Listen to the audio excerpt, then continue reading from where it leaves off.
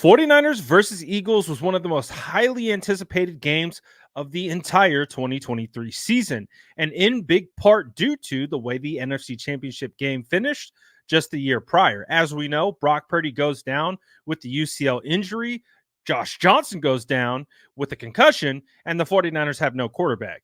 Brock Purdy has to re enter the game and finish the NFC Championship game without being able to throw. And beyond that, sparked a huge back and forth between 49ers players, Eagles players, and each other's fan bases. Obviously, Brandon Ayuk said what he said on our channel. Then that made its way to the Super Bowl. And then that made it back to Debo. And then off we were running. Everyone was talking back and forth about that game. So, of course, all offseason, all we heard about 49ers versus Eagles. 49ers would have lost even if they had Brock Purdy. At least that's what Eagles fans say. And of course, 49er fans believe differently. If they had Brock Purdy, they knew that they would definitely have a shot to win that game and make it to the Super Bowl. But that's not what happened. 49ers got injured.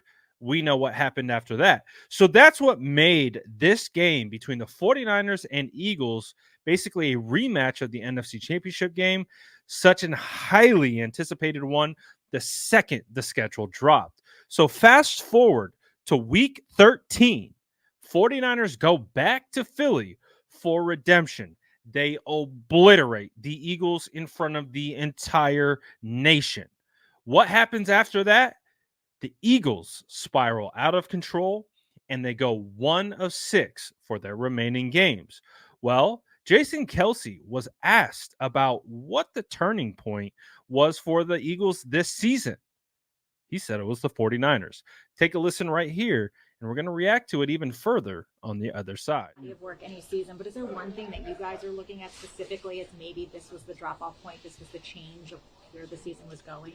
I mean, obviously the big turning point was the San Francisco game. I think before that, we were 10-1. So I think when you lose 6 or 7 games, it's very difficult. But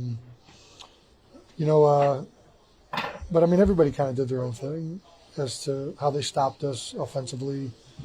San Fran really didn't blitz. They played a lot of soft coverage and kind of just rushed 4.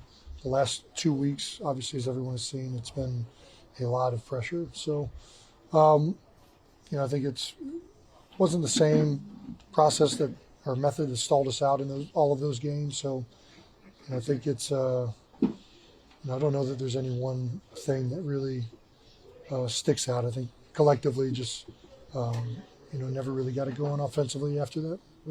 Now, I want to start off by saying I love Jason Kelce. I think he is such a great figurehead for one, offensive lineman, but for two, just for the sport. He's a humble guy. He's a center.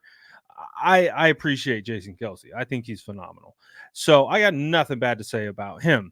So when you're listening to Jason Kelce talk, and he's asked the question by the reporter of when he believes everything kind of went sideways on the Eagles, he mentioned the San Francisco 49ers. Now, we as a fan base talk about it all the time. We broke the Eagles. That's a very common theme amongst 49er fans. And in fact, we kind of relish in it because of all the offseason talk, all the back and forth, all the trash talk amongst their fan base. And let's be honest, I was there in Philly for that game. Those fans are ruthless. I've never seen so many middle fingers in my life. You should have heard the things that they were saying to Brock Purdy as he was warming up. Not even that. You had Joey Bosa, Nick Bosa's brother, who was standing on the sideline getting chirped the entire time by Eagles fans are a different breed, right? So 49ers fans really experienced this for the first time to this extent because this was an ongoing back and forth for a long time. So when you hear Jason say, well, it all started with San Fran, and, for the record, San Francisco people don't like when you say San Fran, so I'll just put that out there. But he points to the San Francisco 49ers as being a key moment in the season where it all went wrong for the Eagles.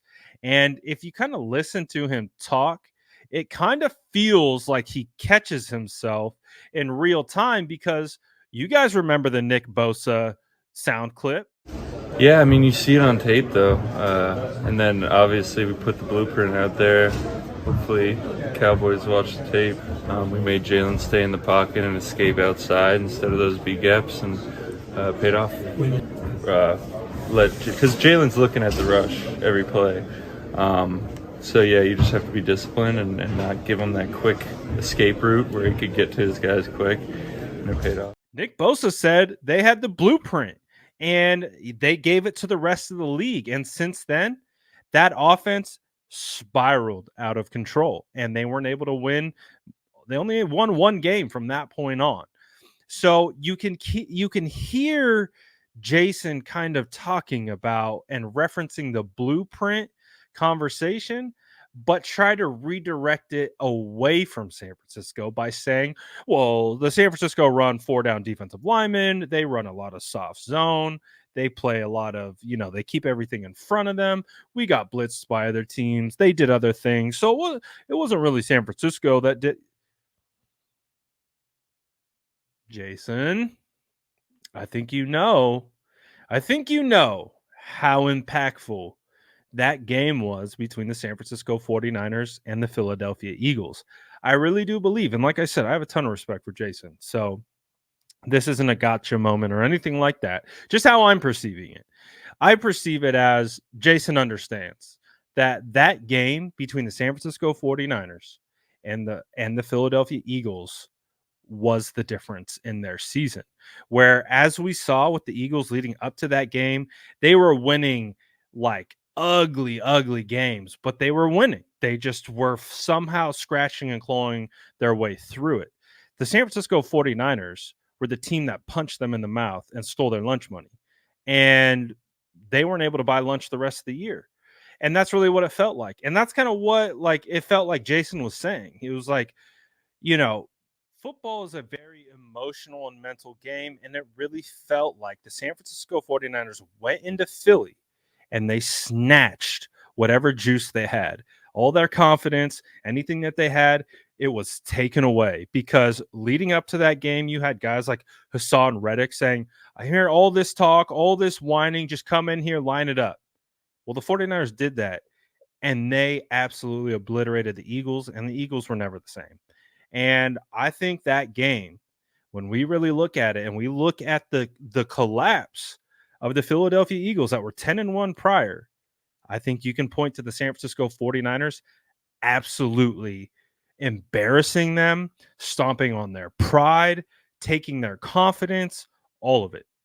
I think the 49ers truly broke the Eagles. But what do you guys think? Let me know in the comments below. And as always, make sure to like and subscribe for more updates.